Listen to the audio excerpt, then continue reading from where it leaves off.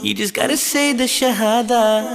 That is your ID and your proof. La ilaha illallah, Muhammadur Rasulullah. La ilaha illallah, Muhammadur Rasulullah. One ummah, one ummah, one ummah, we're one family. One ummah, one ummah, one ummah, we're one family. মাথার মধ্যে যে ব্রেনটা আছে এইটার ওজন প্রায় 1.5 KG. কত? 1.5 KG ধরবো। আচ্ছা, 1.5 কেজি ওজনের একটা ব্রেইন এই খুলির মধ্যে আছে, টের কি পাওয়া যায়? আপনি হাতের মধ্যে 1.5 কেজি নেন তো, কেমন শক্ত লাগে না? ওজন লাগে না? মাথার মধ্যে যে 1.5 কেজি ওজনের ব্রেনটা আছে, এই যে সহজে সালাম ফিরাচ্ছি, এদিক ওদিক যাচ্ছি, সামনে পিছনে ইয়া করতেছি, ওই রকম কি 1.5 কেজি ওজন মনে হয়? আল্লাহ একটা অসাধারণ মেকানিজম করছে। সেটা কি? মাথার খুলির মধ্যে এক রকমের পানি রাখছে। পানি রাখার কারণে আমরা যখন নদীতে সাঁতার কাটি তখন আমাদের শরীরটা হালকা হয়ে যায়। এটা আর্কিমিডিস বলে একজন বিজ্ঞানী আবিষ্কার করছে। এবং আমাদের ব্রেনটা আমাদের এই খুলির মধ্যে ওইরকম সাঁতার কাটতেছে। এবং সাঁতার কাটার কারণে যেই ব্রেইনের ওজন প্রায় 1,500 গ্রাম, সেইটা কমে মাত্র 50 গ্রাম হয়েছে। কত গ্রাম? 50 গ্রাম। এটা কিন্তু একটা প্রশ্ন ধরবো। তাহলে 1,500 গ্রামের ব্রেন পানির মধ্যে সাঁতার কাটার কারণে কয় গ্রাম হয়েছে? Very fine. কত গ্রাম? 50 গ্রাম। তার মানে আপনি যে মাথাটা এরকম করতেছেন, কত গ্রাম করতেছেন? 50 গ্রাম। আমরা যখন মায়ের গর্ভে ছিলাম না, এই যে লাস্ট বেঞ্চ, মায়ের গর্ভে যখন ছিলাম, মায়ের গর্ভেও কিন্তু আমরা এরকম সাঁতার কাটতাম।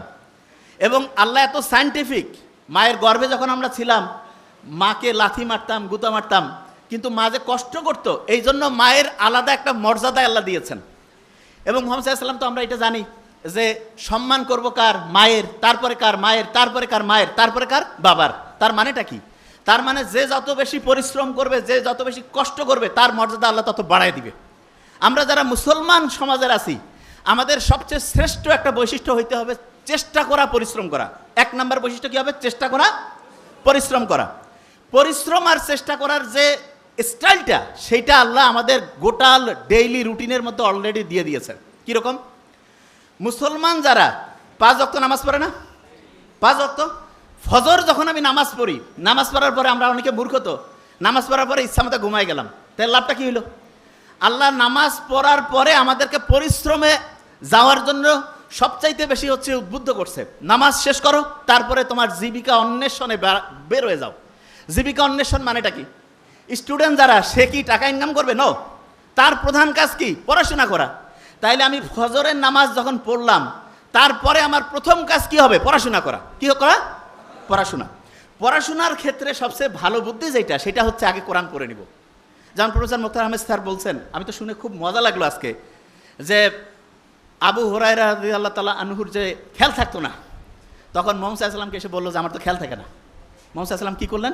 তার শরীর থেকে চাদরটা খুলে নিলেন, বললো যে এটা মাটিতে বেছাও।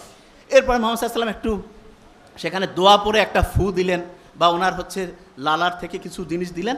এরপরে ওই চাদরটা গোটায় বললেন শরীরে রাখো। এরপরে ওই আবু হুরায়রা কি বলল? যা আমি পড়ি তাই আমার খেয়াল থাকে। ঠিক না? আবু হুরায়রা খেয়াল থাকতো না। তার মানে মানুষের মুহাম্মদ সাল্লাল্লাহু আলাইহি ওয়াসাল্লামের এই যে অসাধারণ একটা মানে বরকতের পূর্ণ, অসাধারণ একটা হচ্ছে যে দোয়ার বরকতে তার স্মরণ শক্তিটা অন্য লেভেলে চলে গেছে না? তাহলে আমরা যারা এখানে স্টুডেন্টরা আছি, আল্লাহর কাছে কিন্তু মুহাম্মদ সাল্লাল্লাহু আলাইহি ওয়াসাল্লাম তো নাই, কিন্তু তার শেখানোর রাস্তায় আমরা কিন্তু আল্লাহর কাছে চাইতে পারি। প্রথম যে কাজটা করবো সেটা হচ্ছে কোরআন পড়া। প্রথম কাজটা কি? আচ্ছা, এবার আমি বলি আগে। ব্রেইনে যে পানিটা আছে, এইটার কারণে ব্রেইনের ওজনটা কত গ্রাম হয়? 50 গ্রাম। আচ্ছা, এবার শুনি। সকালে উঠে কোরআন শরীফ পড়ে যদি আমি বই পড়ি, লাভটা কি সেটাকে বুঝতে হবে। কোরআন শরীফ যখন আমি পড়বো, নিউ ইয়র্ক টাইমসের নাম শুনছি আমরা। নিউ ইয়র্ক টাইমস একটা খুব বড় রকমের হচ্ছে পত্রিকা। সেইখানে একটা আর্টিকেল ছাপানো হয়েছে এরকম, যে ব্রেইনটা এমন একটা অবস্থা আছে, যেই অবস্থায় পৌঁছলে পড়ে 1 ঘন্টায় 5 থেকে 10 ঘন্টার পড়া যায়। 1 ঘন্টায়, এই যে লাস্ট বেঞ্চ, ওই যে লাস্ট বেঞ্চ, 1 ঘন্টায় 5 থেকে 10 ঘন্টার পড়া যায় 1 ঘন্টায়। এবং সেই অবস্থাটা তার একটা নাম দিয়েছে। কি নাম? Flow state. কি নাম? আচ্ছা, আমি বানানটা করি, FLOW, ফ্লো স্টেট। তা ওরা ফ্লো স্টেট তৈরির জন্য 5টা উপাদানের নাম বলছে। কয়টা উপাদান? 5টা উপাদান। এবং খুব মজার ব্যাপার, সেই 5টা উপাদান তৈরির জন্য যে আলাদা আলাদা 5টা কাজ আছে, সেই 5টা কাজের যে সামারি, সেই কাজটা আল্লাহ নামাজের মধ্যে কোরআন পড়লে সেই সিস্টেমটা চালু করে দিয়েছে। বুঝি নাই? একজনকে বললাম যে ভাই তুমি ABCDE 5টা ওষুধ খাবা আলাদা আলাদা, আর একজনকে বললাম যে ভাই তোমার 5টা ওষুধ আলাদা খাওয়ার লাগবে না, জাস্ট একটা ছোট্ট ট্যাবলেট আছে, সেইটার মধ্যে 5টার সব কানেকশন আছে, কোনটা বেশি দামি হইল? বুঝি নাই? একজন ডক্টরের কাছে গেছে 5টা আলাদা আলাদা ওষুধ দিছে, আরেকজনের কাছে গেছে বলছে তোমার এই 5টা খাওয়া লাগবে না, একটা খাইলেই 5টার কাজ করবে। তাহলে কোনটা বেশি ভালো ডাক্তারই হইল? ওই একটা কাজ হচ্ছে নামাজ পড়া, কোরআন পড়া। কোন কাজ? বুঝি নাই? বিশ্বাস করি না তো আমরা। কারণ কি আমি জানি, বিশ্বাস আমরা করি না যে নামাজ পড়লে কোরআন পড়লে যে ব্রেইনটা ফ্লো স্টেটে আসে, এটা আমরা বিশ্বাস করি না। কারণটা কি সেটা বলি। ব্রেইনের মধ্যে 2 রকমের নিউরন আছে। কয় রকমের? 2 রকম। আমার এটা ডান হাত না, এটা কি হাত? এরকম 2 রকমের নিউরন আছে। এক রকমের নিউরন আমি যদি ভালো চিন্তা করি সেটাতে সে হেল্প করবে, শুনতেছি। আরেক রকমের নিউরন আমি যদি খারাপ চিন্তা করি সেটাতে সে হেল্প করবে। তার মানে আমি যে এরকম চিন্তা করব সে সেরকম করে কাজ করবে। তাহলে আমি যদি চিন্তা করি যে আমার ব্রেন অসাধারণ, তাহলে ভালো পক্ষের যে নিউরন সেটা হচ্ছে তোমাকে সফল করার জন্য সে পজিটিভলি কাজ করবে। আর আমি যদি চিন্তা করি না আমার ব্রেন ঠিকভাবে কাজ করে না, আমার মাথার মানে হচ্ছে শক্তি কমে গেছে, আমার খেয়াল থাকে না, তাহলে ওই নিউরন, যে নিউরনটা খেয়াল না রাখতে তোমাকে হেল্প করবে সেইটা কাজ করবে। তাহলে আল্লাহ যে সবসময় ইসলাম যে বলছে যে তুমি সবসময় ভালো চিন্তা করো, ভালো কথা বলো, ভালো উপদেশ দাও, এইটাতে আমাদের কি পজিটিভ ভালো কাজ করে, সেই নিউরনগুলো কাজ করে না খারাপ কাজ করে? সেটা কোনটা? ভালো কাজ। তাইলে আমি ভালো কথা বললে, অন্যের উপকার করলে, ভালো চিন্তা করলে আমার পজিটিভ নিউরনগুলো কাজ করবে না নেগেটিভগুলো? পজিটিভ। একজন যে অসাধারণ হয় তার কি নেগেটিভ নিউরন কাজ করে না পজিটিভ? পজিটিভ। আচ্ছা, এবার এই যে ঈদের সময় মানুষ লঞ্চে করে যায় না বাড়ি, ঈদের সময়?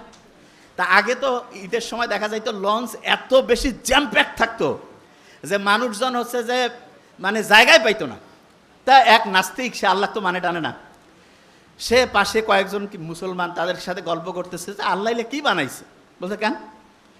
বলছে দেখো তো এই যে বড় বড় যে চায়না, জাপান, আমেরিকা, এরা যে বড় বড় এরকম জাহাজ, তারপরে হচ্ছে যে এরকম ফেরি, বড় বড় বিমান টিমান যে বানায়, এগুলো দেখা যায় যে ওই বিভিন্ন ফ্যাক্টরির মধ্যে তৈরি করে আলাদা আলাদা পার্টস থাকে, তারপরে সেই পার্টসগুলো এসে এক জায়গায় জোড়া দিয়ে একটা জায়গায় সুন্দর করে চলতে থাকে। তা বলছে এটা তো করে। বলছে আল্লাহ যদি এরকম করতো যে আমাদের হাতগুলো আলাদা খুলে রাখা যাইতো, পাগুলো আলাদা খুলে রাখা যাইতো, শুধু মাথাটা আর একটু বুক পর্যন্ত, তাইলে সবাই অল্প জায়গার মধ্যে হইতো, আর ওগুলো সবাই ব্যাগের মধ্যে জোড়া করে রেখে বাড়িতে নামার পরে আরাম করে আবার লাগাই দিয়ে চলে যাইত। তা নাস্তিকের এই কথা শুনে কে আর কি কবে, সবাই কাছে আসলে আল্লাহ ধ্বংসই করে দিছে। ফজরের ওয়াক্তর সময় সেই নাস্তিক ঘুম থেকে উঠছে, উঠার পরে আশেপাশে যে আছে সবাইকে ডাকতেছে, ডাকার পরে বলতেছে ভাই আমাকে উজু করার সিস্টেম শিখাই দাও। বলছে কেন? কয় ভাই আমি যা করছি জীবনে বড় ভুল করছি, এখন আমাকে ঠিক হওয়া লাগবে। কেন, কি হয়েছে? বলছে গতকালকে আমি বললাম যে আল্লাহ যদি এরকম প্রত্যেকটা হাত পা আমার আলাদা আলাদা করে ছোট ছোট করে, ওই যে বড় গাড়ির যেমন স্ক্রু আলাদা করে খুলে খুলে ব্যাগের মধ্যে রাখা যায়, সেই সিস্টেম যদি আল্লাহ করতো, আর আমিও তো নিশ্চয়ই তাহলে ব্যাগের মধ্যে ওইটা রাখতাম। তা ব্যাগেরটা গতকাল যে ব্যাগের মধ্যে আমি আমার হচ্ছে টাকা পয়সা আর কাপড় চোপড় রাখছি, ওই ব্যাগ তো হারাই গেছে। যদি আমার ওই হাত পা ওই ব্যাগের মধ্যে রাখতাম তাহলে এটা তো নাই হয়ে যেত, আমি বাড়ি যাইতাম কেমন করে? বলছে আমি ভাই যা করছি ভুল করছি, নামাজ পড়বো, আল্লাহকে এখন থেকে ডাকবো। দেখেন একটা জিনিস, আল্লাহ কত সাইন্টিফিক, দেখেন আল্লাহ কীরকম সাইন্টিফিক, শুনলে অবাক হবেন। আমাদের একজনের হাত, একজনের পা, একজনের চোখ, কান আপনি চাইলেই কেটে আরেকজনকে লাগাই দিতে পারবেন না, যে ভাই এটা আবার কেমন কথা? হ্যাঁ, আপনি চিন্তা করেন তো, এই যে কালা জাহাঙ্গীর, পিস্তল, রাইফেল, কত নামের অনেকজনকে পাওয়া যায় না? কারো হাত কেটে যদি আরেকজনের হাতে লাগাই দিলে যদি সেই লোকটা বাঁচত, যেরকম শয়তানি সরকার থাকে বিভিন্ন সময় দেশে, এদের যাদের হাত পার দরকার হয় সবাইকে নিয়ে যায়, বিশেষ করে মাদ্রাসার স্টুডেন্ট তো খুব পছন্দ, ওদের নিয়ে যায় হাত টাত কাটিয়ে আরেকজনের লাগাই দিত, ঠিক না? দেখেন আল্লাহ জানে যে এই মানুষ কি জাত, সেটা আল্লাহ তো ভালো করেই জানে। এই জন্য আল্লাহ এমন সিস্টেম করছে, হ্যাঁ আপনার হাত পা চোখ শরীরের বিভিন্ন অংশ ট্রান্সফার করা যাবে, ট্রান্সপ্লান্ট করা যাবে, কিন্তু সেইটার জন্য টেস্ট করা লাগবে।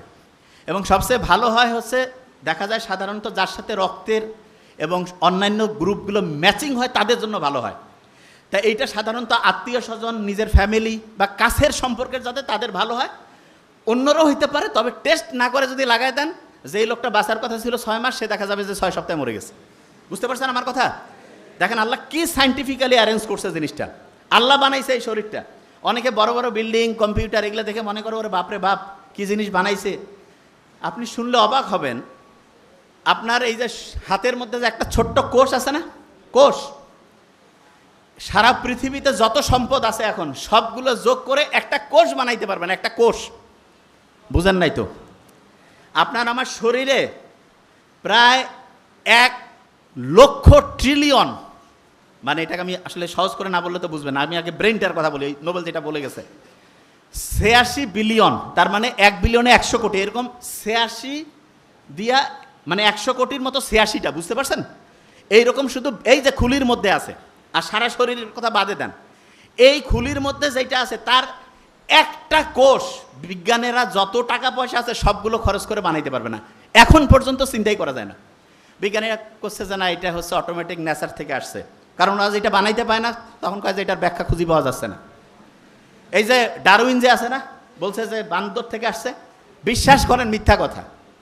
তাইলে এখন কবেন যে স্যার মিথ্যা কথা, তাইলে বইয়ে পত্রে যে পড়তেছি, ব্যাপারটা হয়েছে কি বহু টাকা ওরা ওইটাতে ইনভেস্ট করে ফেলছে, এখন ওইটা যদি মার্কেটে না চলে তাহলে ওই টাকা এখন উঠাবে কেমন করি, এই জন্য করছে যে হ্যাঁ ওইটাই ঠিক আছে। কিন্তু সত্যি কথা বলতেছি, এখন পর্যন্ত একটাও প্রমাণ করতে পারে নাই যে সারা পৃথিবীতে মানুষ তৈরি হয়েছে বানর থেকে, কেউ প্রমাণ করতে পারে নাই। এমনকি ডারউইনের যে ওই পক্ষের যে বিজ্ঞানীরা ওরা করছে যে না এটা আসলে ঠিক না, কিন্তু মার্কেটে চলতেছে কেন, কারণ অনেক টাকা ওইখানে ইনভেস্ট করছে। মানুষকে বানাইছে আল্লাহ, এইটা এদের বলতে সমস্যাটা কোন জায়গায় এটা অনেকে বুঝে না, যে ভাই এটার কারণটা কি, মানুষকে আল্লাহ বানাইছে এটা বললে সমস্যা কোথায়? এইটাই হচ্ছে মেইন সমস্যা। মানুষকে আল্লাহ বানাইছে এটা যখনই কেউ বিশ্বাস করবে, তাহলে আমি যদি একটা জিনিস বানাই ওইটার ভালো কিসে খারাপ কিসে সেটা আমি জানবো না? আমি যদি বলি যে এইটা একটা মেশিন, এটা আমি বানাইছি, তাহলে এটার গাইডলাইনটা কি আমার অনুযায়ী চলবে না আরেকজন দিলে হবে? তা ওরা বলতেছে যে না মানুষ তো বানর থেকে আসছে, তার মানে আল্লাহ বলে কেউ নাই, আল্লাহ মানুষকে তৈরিও করে নাই, তাহলে গাইডলাইন আমাদের অনুযায়ী চলবা। এই জায়গাটাই হচ্ছে সবচেয়ে বড় সমস্যা, অন্য আর কোনো সমস্যা না। তার মানে হচ্ছে আল্লাহ মানুষকে বানিয়েছে এবং মানুষই হচ্ছে এইটার সব কিভাবে চললে সবচেয়ে সেরা হবে তার সব গাইডলাইন এখানে আছে। আচ্ছা এই যে মোবাইল যে আছে, মোবাইলের মধ্যে আপনার প্রোটেক্টর লাগান না? আচ্ছা আমি একটা জিনিস বলি, মোবাইল যত দামি প্রোটেক্টর কি লাগানো উচিত কি উচিত না? উচিত। মেয়ে যারা আছে, মেয়ে নারী, এখানে কেউ নাই কিন্তু আমাদের মা বোন তো আছে, তাদের জন্য পর্দার বিধান করছে না? মেয়েদের দাম বেশি না ছেলেদের দাম বেশি ইসলামে বলেন তো? মেয়েদের মর্যাদা বেশি, এবং মেয়েদের মর্যাদা বেশি দেখে কিন্তু দামি মোবাইলের যেমন প্রোটেক্টর আছে, এরকম মেয়েদেরও কিন্তু আল্লাহ প্রোটেক্টর হিসাবে পর্দার ব্যবস্থা করছে। ভালো লাগলো না শুনে? মেয়েদের কি করছে? পর্দার ব্যবস্থা। তা আমরা এটা করি না কেন? কারণ আমরা মনে করি যে না মেয়েদেরকে তো বানাইছে হচ্ছে ওই ডারউইনের যে পুরাতন ওই কি বলে এটাকে, বানর থেকে আসছে, অতএব এদের কোনো ফর্মুলা লাগবে না। নো, আল্লাহ মানুষকে বানিয়েছে এবং কিভাবে চললে মানুষ সবচেয়ে সেরা হবে এইটা আল্লাহ যে ফর্মুলা দিয়েছে সেটা অনুযায়ী চলতে হবে। যে জায়গা থেকে আমি বের হয়ে আসছিলাম সেটা বলি, সারা পৃথিবীতে মুসলমানরা যে পিছায় পড়লো এইটার সবচাইতে বড় 3টা কারণ আছে, সবচেয়ে বড় 3টা কারণ। নাম্বার 1 কি সেটা একটু বলি। নাম্বার 1 হচ্ছে, প্রফেসর মুক্তার আহমেদ স্যার কিন্তু বলে গেছেন, আমি জাস্ট একটু খেয়াল করাই দেই। নাম্বার 1 হচ্ছে আমরা দুনিয়াতেও যে সেরা হইতে পারি এই চিন্তাটা আমাদের মধ্যে নাই। আমাদের মধ্যে একটা চিন্তা আসছে যে না দুনিয়া যদি আমি সেরা হই তাহলে আমি আখেরাতে বোধহয় আমাদের কমতি পড়বে। নো, দুনিয়া আমি সেরা হইতে পারি, আখেরাতেও আমি সেরা হইতে পারি। দুনিয়ায় সেরা হওয়ার জন্য যেই গাইডলাইনগুলো দিয়েছে আল্লাহ, সেগুলো যদি আমি ফলো করি তাহলে দুনিয়াতেও নাম্বার 1 হবো, আখেরাতেও নাম্বার 1 হবো। কিন্তু সমস্যাটা কোন জায়গায় সেটা বলি। আমরা 5 ওয়াক্ত নামাজ পড়ি, কিন্তু নামাজের পরে যে আল্লাহ বলছে যে তুমি তোমার রিজিক অন্বেষণে বেড়ায় যাও, কাজ করো, এই কাজটা করি না। তার মানে নামাজ পড়লাম কিন্তু তারপরের অংশটা অর্ধেক মানলাম না। এই কারণে দেখা যাচ্ছে যে ঠিক আছে নামাজ পড়তেছি, নামাজের পরের যে কাজটা সেটা না করার কারণে দেখা যাচ্ছে যেই কাজে যে সেরা হওয়ার কথা ছিল সেটা আমরা হইতে পারিনি। এটা নাম্বার 1। নাম্বার 2 কি, আমরা লিডার ঠিকভাবে তৈরি করতে পারি নাই। লিডার, মুহাম্মদ সাল্লাল্লাহু আলাইহি ওয়াসাল্লাম ছিল শ্রেষ্ঠ লিডার, এই জন্য ওই সময়ের জামানাটা ছিল সবচেয়ে সেরা। আর আমরা এখন যে লিডারগুলো পাইছি তারা আমাদেরকে ঠিক রাস্তায় যাওয়ার জন্য যেইভাবে আমাদেরকে কাজ করতে করা উচিত সেই অনুযায়ী কোনো রকমের সাজেশন দেয় না। তারা শিখায় দেয় যে তুমি হচ্ছ খুবই দাস, খুবই নিচু স্তরের, খুবই নিম্ন শ্রেণীর। আচ্ছা, আপনারা এই যে মেট্রো রেলে উঠছেন না, আপনি দেখেন মেট্রো রেলগুলো যে অনুযায়ী বানানো হয়েছে, আলহামদুলিল্লাহ ভালো জিনিস। এই রেলের যে বগিগুলো, এগুলো যদি আরও বড় করে বানানো যাইতো, প্রত্যেকে কিন্তু বসে আরাম করে যাইতে পারতো।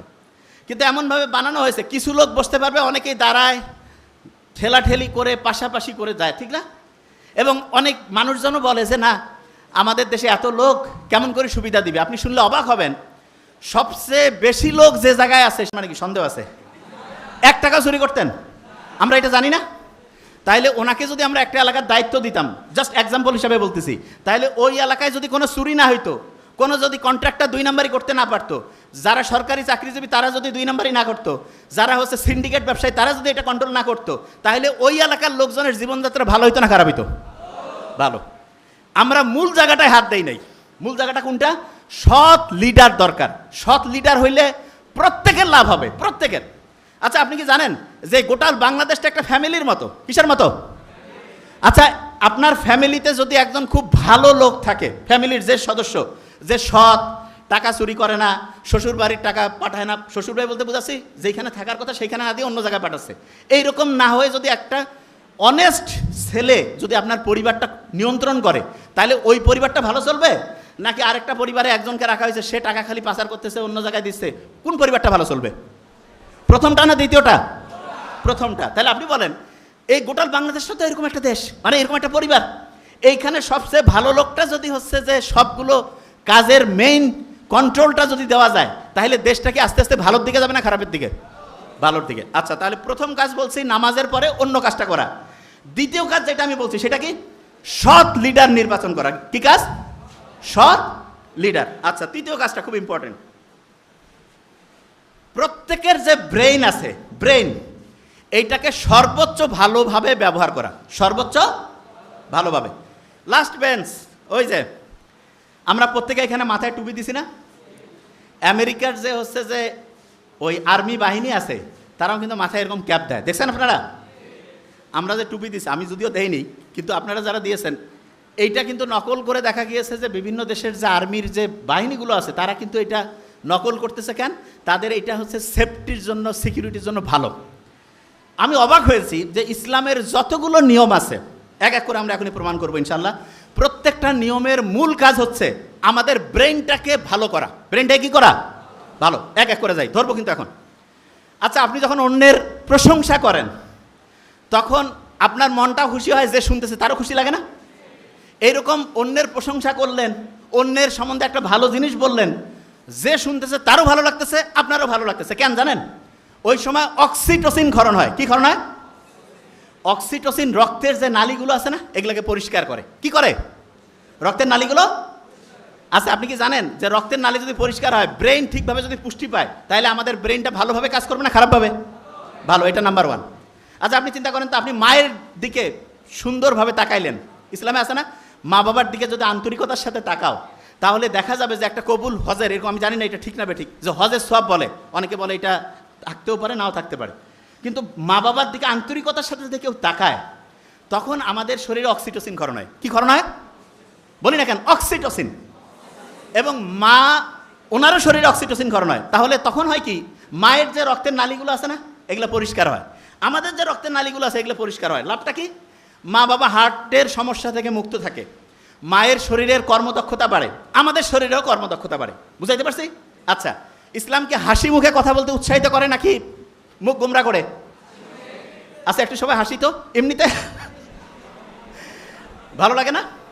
আচ্ছা, কারণটা কি বলি? এই লাস্ট বেঞ্চ, কারণটা হচ্ছে আমি যখন হেসে কথা বলি, এই যে হেসে যখন কথা বলি, তখন এন্ডরফিন ক্ষরণ হয়। কি ক্ষরণ হয়? ওই যে একটা কথা বলছি, এখন খেয়াল নাই, আসতেছি। এন্ডরফিন যখন ক্ষরণ হবে, তখন দেখা যায় আমাদের ব্রেনটা আছে না, ফ্লো স্টেটে যায়। ওই যে লাস্ট বেঞ্চ, 1 ঘন্টায় যে 10 ঘন্টার কাজ করা যায়, ওই যে নিউ ইয়র্ক টাইমসে যে আসছিল, 1 ঘন্টায় 10 ঘন্টার কাজ করা যায়, সেই জন্য ফ্লো স্টেট যেটা, সেইটার পিছনে এন্ডরফিন বলে একটা উপাদান আছে। এন্ডরফিন বলতে একটা উপাদান আছে। তাহলে আপনি একজনের সাথে হেসে মুখে কথা বললেন, হেসে হেসে কথা বললেন, তাহলে আপনার ব্রেনটা ভালো হইলো না খারাপ? ভালো। আচ্ছা, এবার দেখেন, রাগ হওয়া কি ভালো না খারাপ? খারাপ। মুহাম্মদ সাল্লাল্লাহু আলাইহি ওয়াসাল্লাম বলছে যে কেউ যদি মানে রাগ হয়ে যায়, তাহলে রাগটা হচ্ছে তার ভালো আমলগুলোকে, ওই আগুন যেমন হচ্ছে যে যে কোনো জিনিসকে পুড়িয়ে দেয়, ভালো আমলগুলোকে পুড়িয়ে দেয় হচ্ছে তার রাগ। এরকম খারাপ। বিজ্ঞানীরা দেখছে কেউ যখন রাগ হয়ে যায় তখন তার রক্তের যে কোয়ালিটিটা, এইটাতে দেখা যায় কর্টিসল বেড়ে যায়। তার মানে টেনশন যে কারণে বেশি হয় সেই জিনিসটা বেড়ে যায়। তাইলে এইটা রাগ যখন কেউ হচ্ছে তখন তার ব্রেনটা কি ভালোভাবে কাজ করতেছে না খারাপভাবে? খারাপ। একটা ঘটনা বলি। মুহাম্মদ সাল্লাল্লাহু আলাইহি ওয়াসাল্লাম, আবু বকর রাদিয়াল্লাহু তাআলা আনহু পাশাপাশি বসে আছেন। একজন দূর থেকে আসলো, এসে আবু বকর রাদিয়াল্লাহু তাআলা আনহু সম্বন্ধে মিথ্যা বানিয়ে বানিয়ে কথা বলতেছে। এবং আবু বকর রাদিয়াল্লাহু তাআলা আনহু কিন্তু এটার মানে হচ্ছে যে প্রোটেস্ট করতেছে যে না, এটা কেমন কথা, আপনি তো ঠিক বলতেছেন না। ভদ্রভাবে আবু বকর রাদিয়াল্লাহু তাআলা আনহু হচ্ছে এটার জবাব দিচ্ছে। মুহাম্মদ সাল্লাল্লাহু আলাইহি ওয়াসাল্লাম মুস্কি মুস্কি হাসতেছেন, আর ওই লোক খালি সমানে মিথ্যা সমালোচনা করতেইছে। এরপরে হঠাৎ করে আবু বকর রাদিয়াল্লাহু তাআলা আনহু মানে রাগ হয়ে গেল। রাগ হয়ে বলল যে না, এটা হচ্ছে যে মানে তুমি যেটা বলতেছো একদমই ঠিক না। এবং উনি প্রচণ্ড রাগ যখন হলেন তখন মুহাম্মদ সাল্লাল্লাহু আলাইহি ওয়াসাল্লাম একটু মুখটা মলিন করে সেখান থেকে চলে গেলেন। মুহাম্মদ সাল্লাল্লাহু আলাইহি ওয়াসাল্লাম যখন চলে গেছে তখন আবু বকরও কিন্তু রাদিয়াল্লাহু তাআলা আনহু ওনার পিছে পিছে গেছেন। যাওয়ার পরে উনি জিজ্ঞেস করলেন যে আমার সম্বন্ধে মিথ্যা বলতেছিল, আমি ওইটা হেসে হেসে ওইটার প্রতিবাদ করতেছিলাম, আপনিও তখন মুস্কি হাসতেছিলেন, আর আমি যখনই একটু রাগ হইলাম আপনি আবার এখান থেকে চলে আসলেন, কারণটা কি? তখন মুহাম্মদ সাল্লাল্লাহু আলাইহি ওয়াসাল্লাম বলতেছে যে তুমি যখন সে মিথ্যা অভিযোগ করার পরেও, তুমি যখন লাস্ট বেঞ্চ মিথ্যা অভিযোগ করার পরেও তুমি যখন হেসে হেসে এটার প্রতিবাদ করতেছিলা, তখন আমি দেখতেছিলাম রহমতের যে ফেরেশতারা আছে ওই সময় হচ্ছে তোমার নামে শুধু নেকি লিখতেছে। আর তুমি যখনই ও রাগ হয়েছে এই জন্য তুমিও রাগ হইলা, তখন দেখলাম যে রহমতের যে ফেরেশতারা ওইখান থেকে চলে গেল। তা রহমতের ফেরেশতা যখন চলে যায়, আমি রব্বুল আলামিন মানে মুহাম্মদ সাল্লাল্লাহু আলাইহি ওয়াসাল্লাম হয় কীভাবে এখানে থেকে আমিও চলে আসলাম। জিনিসটা কি বোঝা গেছে আমি কি বলছি? তাইলে একজন রাগ হয়েছে, আমরা কিন্তু রাগ হয়ে যাই না যে হ্যাঁ রাগের বদলে রাগ হবো। নো, ইসলাম দেখেন, আপনি একটু কোরআন পড়েন তো। মুসা আলাইহিস সালামকে যখন আল্লাহ বললো যে যাও ফেরাউনকে হচ্ছে দাওয়াত দাও, ভদ্রভাবে কথা বলো, ঠিক না? তার মানে ফেরাউনের মতো খারাপ, এসে তো সব দিকে সবচেয়ে ভয়ঙ্কর খারাপ, তাকেও যখন ইসলামের দাওয়াত দেওয়ার কথা বলছে তখন কি ভদ্রভাবে বলছে নাকি মেজাজ গরম করে? এই ঘুমাচ্ছে এক ধরবো, কী হবে তখন? ভদ্রভাবে। আচ্ছা, লাস্ট বেঞ্চ, এই যে লাস্ট বেঞ্চ, থামো।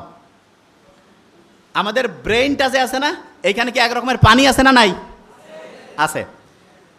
এই যে পানি আছে না, এই যে পানি, এইখানে যদি আমি মাখন ছেড়ে দেই তাহলে যেই রকম অবস্থা হবে, আমার ব্রেইনের এই যে আমার খুলির মধ্যে এরকম পানি আছে, তার মধ্যে আমার ওই ব্রেইনটা আছে। এবং মজার ব্যাপার হচ্ছে আমরা যে অনেকেই হচ্ছে অনেক সময় হয় না যে ব্রেইন ঠিকভাবে কাজ করে না, এর প্রধান যদি একটা কারণ বলি, ব্রেইনের মধ্যে পানির অভাব আছে। কিসের অভাব? পানির অভাব। আমাদের ব্রেইনে প্রায় 78 থেকে 80% পানি। 78 থেকে কত? 80। যে কোনো সময় যদি কারো এরকম হয়, আমি ধরবো কিন্তু, যে কোনো সময় কারো হঠাৎ করে মাথা ব্যথা করতেছে, খেয়াল থাকতেছে না, প্রথম কাজ হচ্ছে একটু পানি খেয়ে ফেলা। কি কাজ করা? পানি খেয়ে ফেলা একটু, কি এটা 1 নাম্বার। 2 নাম্বারে যেটা, আমাদের ব্রেনটা কিন্তু অক্সিজেন দিয়ে চলে। কি দিয়া? অক্সিজেন।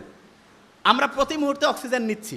কাউকে কি বলতে হয় যে ভাই অক্সিজেন নিও না, মরে যাবা? কিন্তু বলা লাগে? আল্লাহ অটোমেটেড একটা সিস্টেম করছে। তবে হ্যাঁ, একটা ভালো জিনিস আছে, সেটা কি? আমরা যদি কেউ বুক ভরে শ্বাস নেই, তাহলে আমাদের যে ব্রেন থেকে শুরু করে শরীরের সমস্ত অংশ ঠিক পরিভাবে অক্সিজেন পায় এবং তখন মনটা চাঙ্গা লাগে। এখনই প্রমাণ করছি, এখনই একটু বুক ভরে শ্বাস নিব, এটা আমি করি।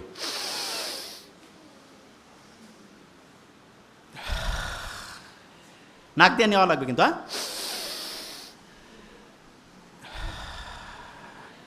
অনেকে মনে করবে তার যোগ ব্যায়াম করাচ্ছে না, এটা জিনিসটা কি বলি আরেকবার নেই। আচ্ছা, ইসলামের দৌড় প্রতিযোগিতা, এটা ইসলাম খুব দৌড়কে উৎসাহিত করছে না? মুহাম্মদ সাল্লাল্লাহু আলাইহি ওয়াসাল্লাম দেখা যেত যে আয়েশা রাদিয়াল্লাহু তাআলা আনহার সাথে হচ্ছে দৌড়াইতো মাঝে মধ্যে। দৌড়াইলে কিন্তু এরকম বেশি পরিমাণ শ্বাস প্রশ্বাস হয় এবং তখন আমাদের ব্রেন ঠিক পরিমাণ অক্সিজেন পায়। তাইলে এই যে দৌড় প্রতিযোগিতা, একটু একটু দৌড়ানো, এইটা হার্টের কোনো সমস্যা না থাকলে, অন্য কোনো প্রবলেম না থাকলে, এটা আমাদের ব্রেনের জন্য ভালো না খারাপ? ভালো। আচ্ছা, আমরা যে নামাজ পড়ি, নামাজে আমরা সেজদা দেই না? সেজদা দেই। সেজদা যখন আমরা দেই, শুনলে অবাক হবো, কপালটা আমরা মাটিতে লাগাই না? বিজ্ঞানীরা দেখতেছে যখন আমরা কপালটা মাটিতে লাগাই, যদিও এটা নিয়ে একেবারে প্রমাণিত না, কিন্তু ধারণা করতেছে, তখন হয় কি আমাদের এই যে এইখানে প্রিফ্রন্টাল কর্টেক্স আছে না এবং হিপ্পোক্যাম্পাস, যেই দুইটা ব্রেইনের রিজার্ভের মেইন জায়গা, পড়া মনে রাখার মেইন শক্তিশালী অংশ, সেই দুইটা শক্তিশালী হয়ে যায়। তার মানে যত বেশি সেজদা, প্রিফ্রন্টাল কর্টেক্স, হিপ্পোক্যাম্পাস তত বেশি পাওয়ারফুল হয়ে যায়। সুবহানাল্লাহ। ব্রেইন যে দামি জিনিস এটা তো বুঝি না, এই জন্য ব্রেইনের দাম বাড়ে, মানুষ কাছে এটা কি আর হবে। 1 নাম্বার জিনিস। আচ্ছা, এখানে কেউ কি আছে যে 100 কোটি টাকার মালিক? 100 কোটি? নোবডি না? আচ্ছা, ব্রেইনের দাম এখনকার হিসাবে মিনিমাম 30,000 কোটি টাকা। কোনো সার্ভিস চার্জ আছে? যে আল্লাহ যদি কইতো যে ঠিক আছে 1% করে টাকা দাও, ফকির হয়ে যাওয়া লাগবে না? এই ব্রেনটা যে দিয়েছে এটা কাজে লাগাইতে পারতেছি না কেন? 3টা জিনিস ব্রেনটাকে ধ্বংস করতেছে। 1 নম্বরে কি? প্রফেসর মুখতার আহমেদ স্যার বলছে কিন্তু যে আমাদের ধৈর্য কম না? এই কি কম? তা উনি যেটা বলছে যে ধৈর্য কম, উনি তো বাংলায় বলছে, এই জন্য শুনে অত মজা লাগে নাই, মনে করছে এটা ফির কি সমস্যা। আপনি যদি আর্টিকেল পড়েন, আর্টিকেল মানে বিদেশি একেবারে কোটি কোটি ডলার খরচ করিয়া বিভিন্ন গবেষণা করে ওরা বাইর করছে, ওরা সেখানে বলছে কি জানেন, আপনার ব্রেইনের সবচেয়ে বড় সমস্যা হিসাবে তারা যেটা চিহ্নিত করছে সেটা তো ইংরেজিতে বলছে, কি নাম শুনেন? Attention deficit hyperactivity disorder. ওরে বাবা, এত বড় রোগ! এইখানে যারা আছি হয়তোবা আল্লাহর মধ্যে এরা তো ইসলামী, এদের হয়তো বেশিরভাগ জনের ব্রেন ভালো আছে, তবে সারা দেশের যদি চিন্তা করি 80% মানে 10 জনে 8 জনের, আমার সাথে একটু বলতে হবে, attention deficit hyperactivity disorder. এইটাকেই বাংলায় বলে কি? ধৈর্যের অভাব। এবং আপনি যদি ডাক্তারের কাছে যান, যদি আপনার এটা লিখে দেয় ADHD, কবে যে আপনার বিশাল বড় সমস্যা। যে কী ব্যাপার? যে এটা ট্রিটমেন্ট আমাদের কাছে আছে। কি ট্রিটমেন্ট দিবে শুনেন? বলবে যে আপনি ঠিক রাতে এশার নামাজ যখন হবে তারপরে মোবাইল টোবাইল দেখবেন না, ঘুমাবেন, ফজরে উঠবেন, উঠে আগে একটু চোখ বন্ধ করে থাকবেন, শুকরিয়া আদায় করবেন, তারপরে একটু এক্সারসাইজ করবেন, সকালে একটু হাঁটাহাঁটি করে সূর্যের দিকে তাকাবেন, সারাদিন সহজে বেশি মোবাইল বের করবেন না, দুপুরের পরে একটু দেখতে পারেন, আর কোন সময় কী কাজ করবেন এটা ডায়েরি মেনটেন করে লিখে লিখে করবেন। ফি হচ্ছে কয়েক হাজার টাকা নিয়ে নিবে। বুঝেন নাই? বড় বড় যে রোগগুলো, আমি তো অবাক হয়ে গেছি যে কিরে বাবা, এগুলো রোগ, এগুলো ট্রিটমেন্ট, এবং এগুলো যাদের হয়, অবশ্য যার টাকা পয়সা কম হইলেও কোনো সমস্যা নেই, কারণ মানে রোগ যে আসে টেরে পাবে না। তা ওই বেশিরভাগ জন যারা আছে না, টাকা পয়সা প্রচুর, আমরা তো দেখি ওই যে তোমাদের নোবেল স্যার সারা দুনিয়া থেকে রুগী দেখতেছে আলহামদুলিল্লাহ, এবং ইন্ডিয়ায় মাদ্রাস চেন্নাইতে যে ভালো হচ্ছে না আলহামদুলিল্লাহ, কারণ খুব অথেন্টিক ইমানদারির সাথে রুগী দেখে, সে একটা পয়সা কোনোদিন 2 নম্বরই করেন, এই জন্য অনেস্ট ডাক্তার আল্লাহর রহমত আছে আলহামদুলিল্লাহ। এবং সে যেটা করছে আমি দেখছি, হিউজ মানসিক এই প্রবলেমের রুগীগুলো আছে। তা এইটা থেকে কেউ যদি বাঁচতে চায় তাহলে তাকে ইসলামের রাস্তায় আসতে হবে না ইসলামের রাস্তা থেকে দূরে যাইতে হবে? ইসলামের রাস্তায় আসতে হবে। যে জায়গা থেকে আমি ছিলাম, তাহলে ধৈর্যের যে অভাব, এইটা হচ্ছে ADHD,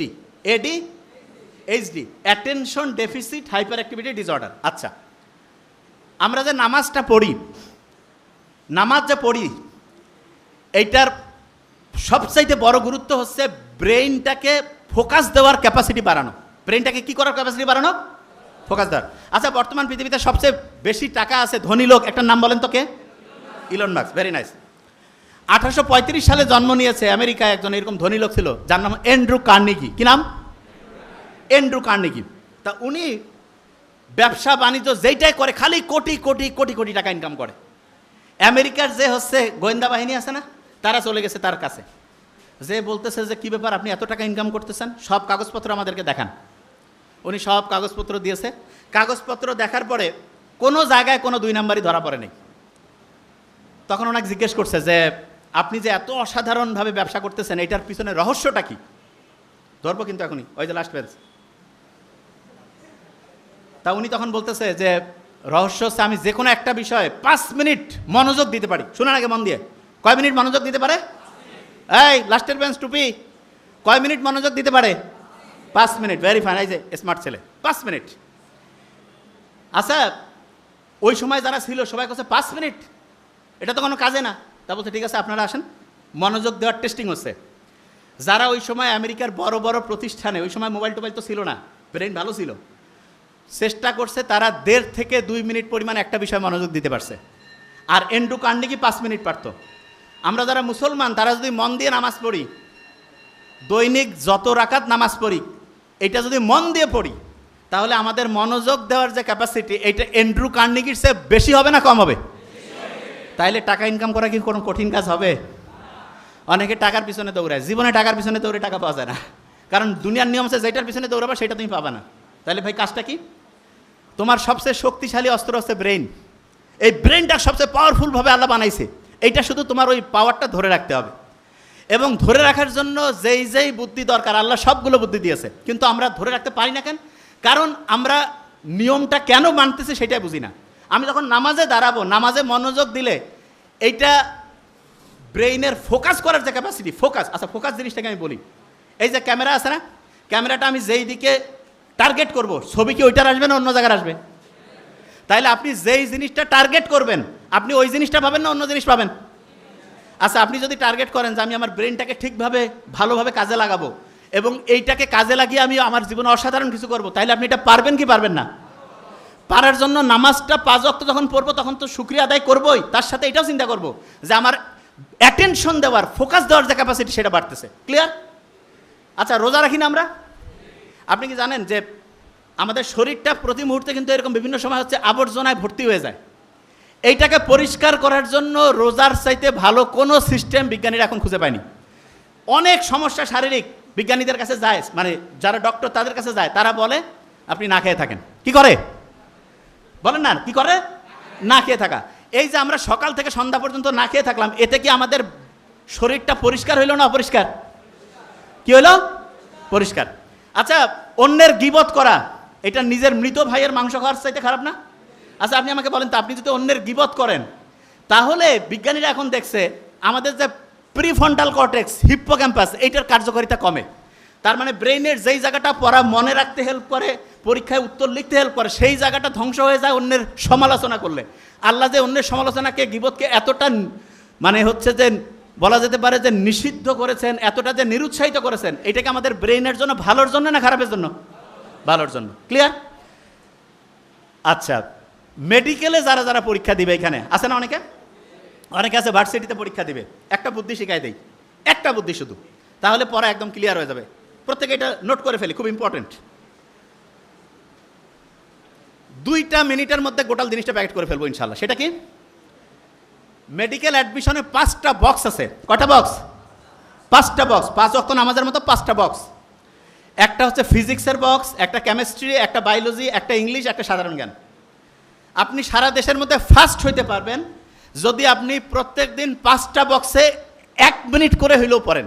আমি আবার বলছি, 5টা বক্সে 1 মিনিট করে হইলেও যদি আপনি পড়েন, আপনি সারা দেশে ফার্স্ট হইতে পারেন।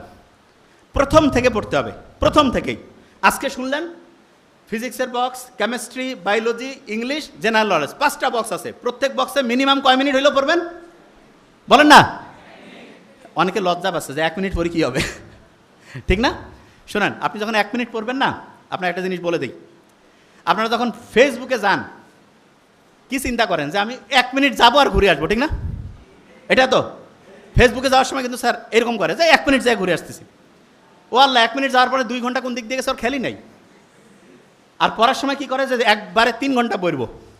এই 3 ঘন্টা পড়বো, এটা যখন ব্রেইনে যায়, ব্রেন বিরক্ত হয়ে যায়। 3 ঘন্টা একটা কাজ।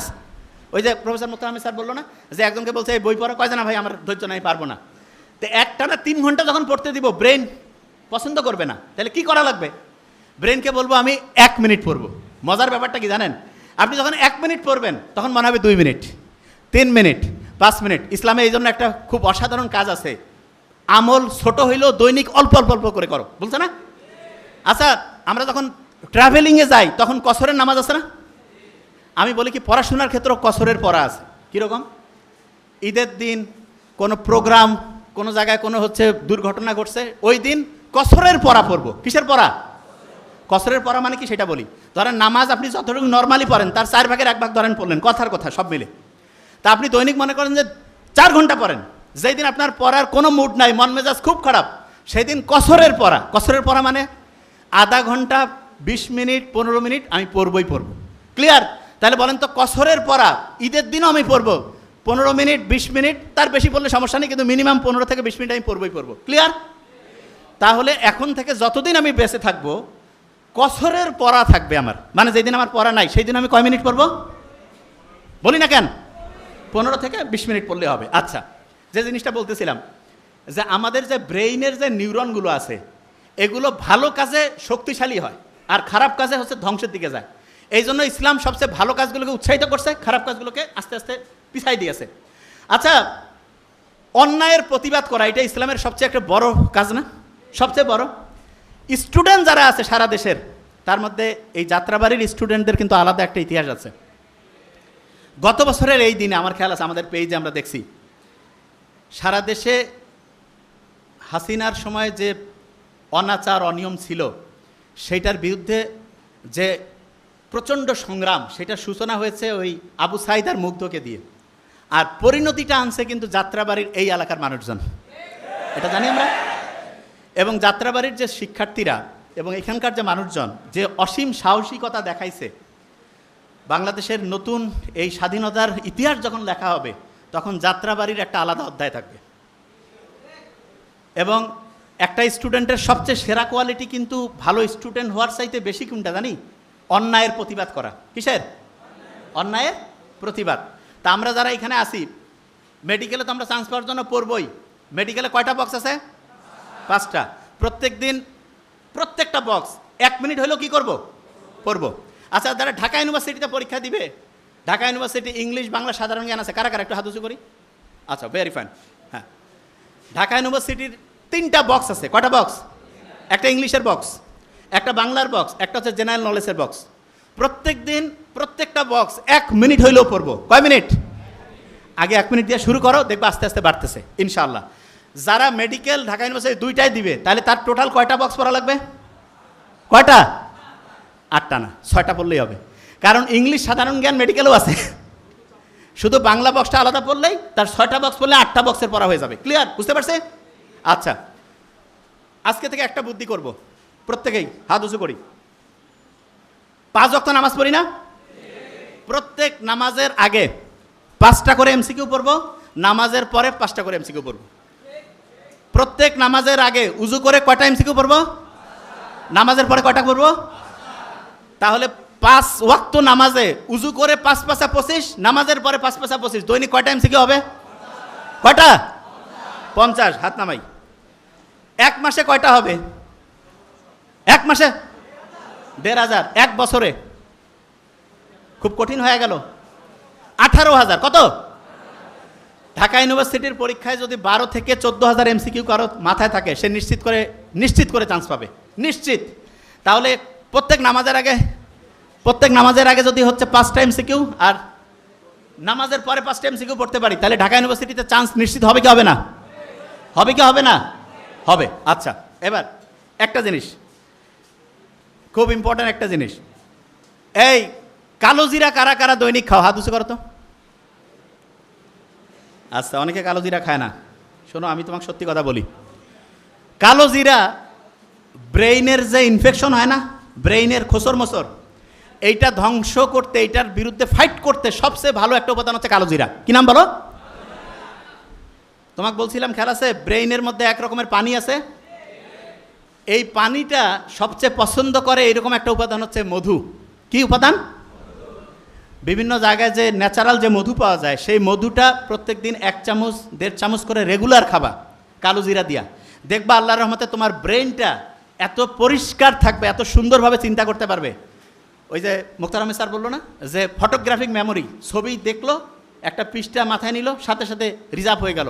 আস্তে আস্তে আল্লাহর রহমতে সেই রকম মেমোরি আল্লাহ চাইলে তোমার হয়ে যাবে। বুঝতে পারছো? তাইলে বলো তো, প্রত্যেক দিন মধু খাবো কিনা? কালো জিরা প্রত্যেক দিন। যারা মেডিকেলে পরীক্ষা দিবে কয়টা বক্স পড়বে দৈনিক? যারা ঢাকা ইউনিভার্সিটিতে দিবে তারা? যারা 2টায় দিবে কয়টা? 6টা। 2টায় দিলে 6টা। আচ্ছা,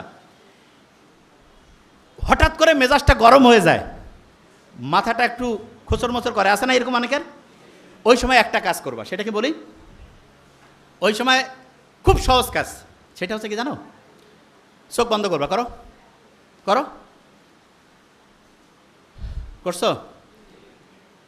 চোখ বন্ধ করে চিন্তা করো যে তুমি যে জায়গায় চান্স পাইতেছ সেই জায়গায় চান্স পেয়ে গেছো। চিন্তা করো তো, ভালো লাগতেছে? আচ্ছা, একটা জিনিস বলি, পরীক্ষার হলে অনেক সময় খেয়াল পড়ে না, তখন চোখ বন্ধ করলে পড়াটা মাথায় আসে না? কারণটা কি জানো? চোখ হচ্ছে আমাদের প্রায় 80% সেন্স, মানে আমরা আমাদের ব্রেইনের যে খরচ 80% চোখ করে। কে করে? শোনো, একজনের চোখের দিকে তাকাইলে বোঝা যায় না সত্যি বলতেছে না মিথ্যা, এ ভালো চাচ্ছে না খারাপ, বোঝা যায় না? বলে না চোখটা মানুষের মনের যে প্রতিচ্ছবি সেটা চোখের মাধ্যমে প্রকাশিত হয়। তোমার একটা পড়া মনে আসতেছে না, তার মানে ব্রেইনে যে জায়গায় পড়াটা রাখছো সেই জায়গা থেকে নেটওয়ার্ক ঠিকভাবে কানেকশন পাচ্ছে না। কানেকশন করার জন্য অনেক সময় তুমি দেখবা হঠাৎ করে তোমার বাসায় কারেন্ট লো ভোল্টেজ হয়েছে বা কারেন্ট চলে গেছে, তখন আমরা এরকম করি না, কিছু কিছু জিনিস বন্ধ করে দিয়ে ফ্যানটা আর যেটা খুব প্রয়োজনীয় সেটা চালু রেখে অন্য সব বন্ধ করে দেয়, যে ভোল্টেজটা একটু ঠিকভাবে এটা পাও। ঠিক তেমনি করে তোমার ব্রেইনের ভোল্টেজে তখন কম বেশি হয়েছে, এই ভোল্টেজটা তখন কিভাবে আসবে? ঠিক চোখ বন্ধ করছো না, তখন এই শক্তিটা তো খরচ আর হচ্ছে না, তখন ও খুঁজতেছে পড়াটাকে, এবং পড়াটা খুঁজে আলহামদুলিল্লাহ চলে আসলো। আরেকটা জিনিস দেখবা, হঠাৎ করে তোমার একটা পড়া মাথায় আসতেছে না, দেখিও পরীক্ষার হল থেকে বাড়ি হইছো, ওই সময় মাথায় আসছে, হয়েছে এরকম হয় না? আচ্ছা, অনেকে কবে এটা কেন হয়? বলি একটা জিনিস, ব্রেইনের একটা অসাধারণ বৈশিষ্ট্য হচ্ছে, কোনো প্রেশার নিতে চায় না, প্রেশার নিতে চায় না। তার মানে তুমি পরীক্ষার হলে পরীক্ষা দিচ্ছ, তোমার একটা পড়া মাথায় আসতেছে না, ওই যে জায়গা থেকে বেরোইছিলাম, প্রথম কাজ হচ্ছে চোখ বন্ধ করা। কি করবা? বলো না কেন? চোখ বন্ধ করার পরে বুক ভরে শ্বাস নাও, এরকম করে 3 থেকে 5 বার নিবা এবং ছাড়বা। ওই সময় ব্রেইনের যেই জায়গাটায় তথ্যটা রাখছিলা সেইটার সাথে নেটওয়ার্কিং ব্যবস্থাটা স্ট্রং হয়ে যাবে, দেখবা যে ইনশাল্লাহ মাথায় চলে আসছে। আর যদি না আসে তখন ওই প্রশ্নটা একটু রিজার্ভে রাখবা, রেখে ওই জায়গাটা ফাঁকা রেখে অন্য জায়গায় হচ্ছে পড়া শুরু করবা, অন্য জায়গায় লেখা শুরু করবা, এবং করার পরে হঠাৎ করে দেখবা চট করে মাথায় চলে আসছে, হয় না? হয়, তখন ওই জিনিসটা লিখবা। ক্লিয়ার? আচ্ছা, অনেক স্টুডেন্ট আছে ওর পড়া কিন্তু মাথায় থাকে না, কয় ভাই আমি অত ভালো স্টুডেন্ট না, বলে না এরকম? কার কার আছে পড়া সহজে খেয়াল থাকে না? হাত উঁচু করো তো। আচ্ছা, কোনো সমস্যা নেই, আলহামদুলিল্লাহ, এটা ভালো। যাদের পড়া খেয়াল থাকে না তাদের যাতে পড়াটা মাথার মধ্যে সমস্যা নেই, এই থামো, কোনো অসুবিধা নেই, আমরা ইনশাল্লাহ লাস্ট বেঞ্চ পর্যন্ত। আচ্ছা, এবার আমি একটু পড়া ধরি। ব্রেইনে যে আমাদের এখানে যে পানি আছে এইটার কারণে 1500 গ্রামের ব্রেইনটা কতটুকু হয়? Very fine. মেডিকেলে যারা পরীক্ষা দিবে দৈনিক কয়টা বক্স পড়বে? যারা ঢাকা ভার্সিটিতে পরীক্ষা দিবে কয়টা বক্স? যারা 2 জায়গায় দিবে 6টা। আচ্ছা, এইটা জিনিস কি কারো খেয়াল আছে যে ওই যে একটা আর্টিকেল যে ছাপানো হয়েছিল সেখানে বলছিল ব্রেইনে এমন 5টা উপাদান দরকার যেটা থাকলে ব্রেইনটা ফ্লো স্টেটে যায়, কথাটা ঠিক আছে? ফ্লো। আচ্ছা, নামাজ পড়লে কি ফ্লো স্টেট পাবো কি পাবো না? নামাজ পড়লে ফ্লো স্টেট পাবো। আচ্ছা, আমরা যদি হচ্ছে অন্যের প্রতি রাগ হই তাহলে আমাদের ব্রেন কি ফ্লো স্টেটে যায় নাকি ধ্বংসের দিকে যায়? যখন রোজা রাখি তখন কি ব্রেনটা ভালোভাবে কাজ করে না খারাপভাবে? আচ্ছা, আমরা যদি অন্যের প্রশংসা করি ব্রেনের জন্য ভালো না খারাপ?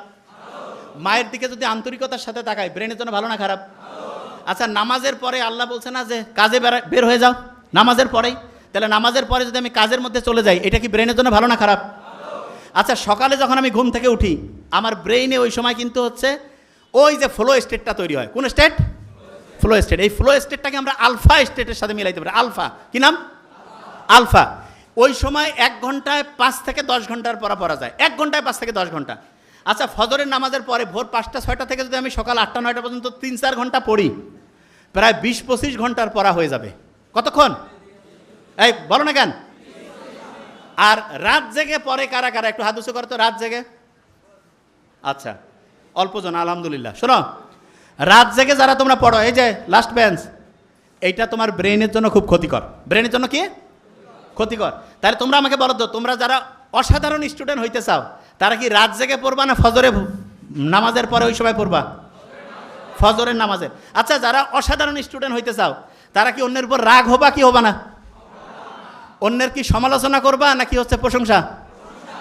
মা বাবার সাথে ভালো সম্পর্ক না খারাপ?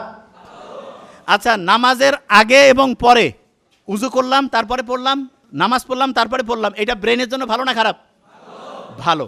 তাহলে প্রত্যেকটা স্টুডেন্টকে বলবো, তোমরা যারা এখানে আছো জীবনে যেই জায়গায় যেতে চাও সেটা তো লিখবাই, তার সাথে ডায়েরি কে কে লেখো? হাত উঁচু করো তো। ডায়েরি?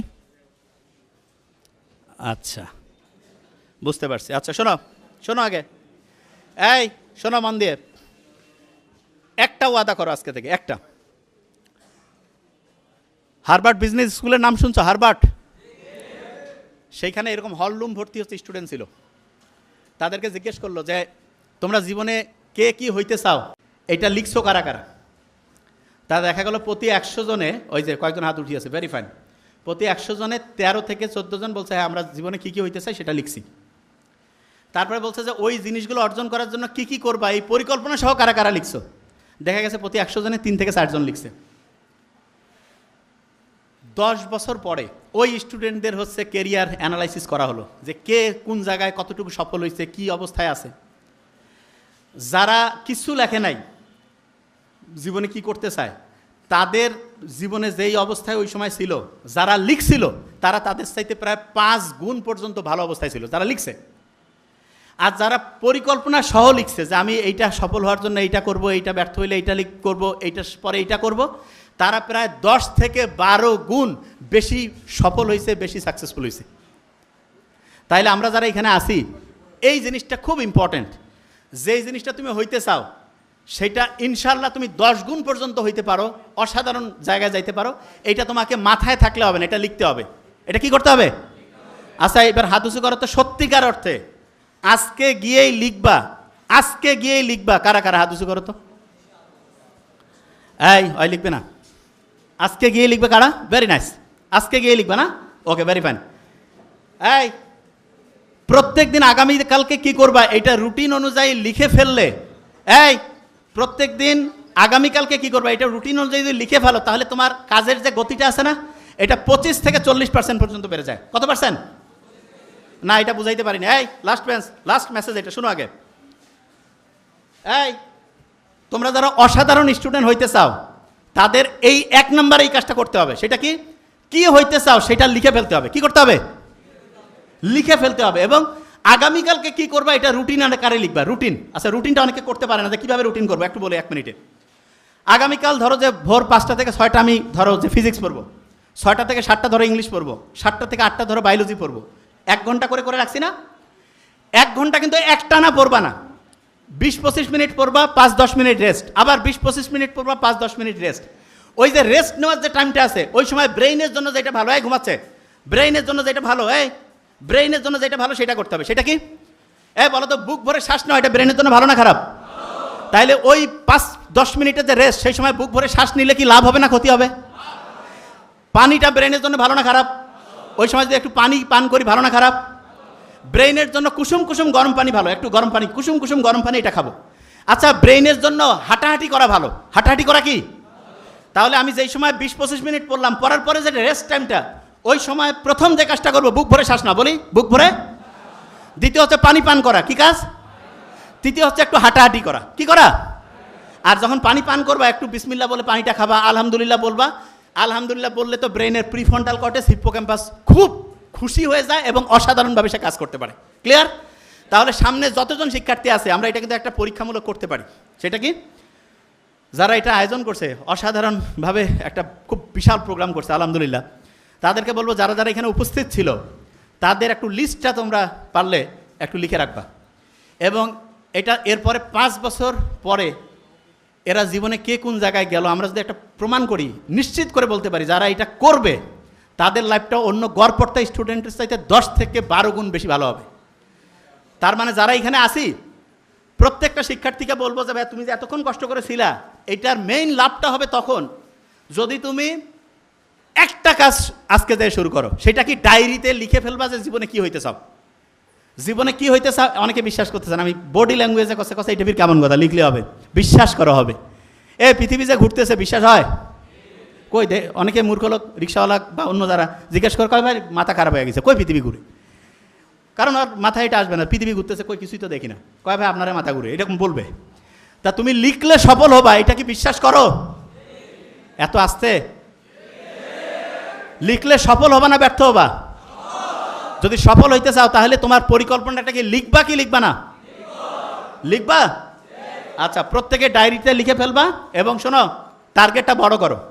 দেখো মুসলমানরা কোন অবস্থায় আছে সারা পৃথিবীতে, মুসলমান হোক অন্য যে ধর্মেরই লোক হোক, যারা যারা খারাপ অবস্থায় আছে তাদের জন্য কাজ করা আমাদের প্রত্যেক মুসলমানের দরকার কি দরকার না? তা তুমি অন্যের জন্য কাজ করতে চাইলে তোমাকে আগে শক্তিশালী হইতে হবে না দুর্বল? তুমি যদি শক্তিশালী হইতে চাও তাহলে তোমার ব্রেনটা কি শক্তিশালী বানাইতে হবে না দুর্বল? ব্রেনকে শক্তিশালী বানানোর জন্য প্রত্যেক দিন রুটিন করা দরকার কি দরকার না? বড়দের সম্মান করব, ছোটদের স্নেহ, মা বাবার সাথে ভালো সম্পর্ক, আর রাগ হওয়া, অন্যের সমালোচনা করা, অন্যের সম্বন্ধে হচ্ছে খারাপ কিছু বলা, এগুলো থেকে বাদ দিয়ে প্রত্যেকটা দিন যদি রুটিন করে আল্লাহর উপর ভরসা করে যদি চেষ্টা করি এবং প্রত্যেক ঘন্টায় গ্যাপ দিয়ে দিয়ে যদি পড়ি, আর ওই সময় যদি পানি খাই, বুক ভরে শ্বাস নেই, একটু হাঁটাহাঁটি করি, ইনশাআল্লাহ এখানে যারা আছে আমরা বিশ্বাস করি সারা দুনিয়ার মধ্যে সবচেয়ে সেরা সেরা মানুষগুলো আমরা এখান থেকে পাবো। Thank you so much.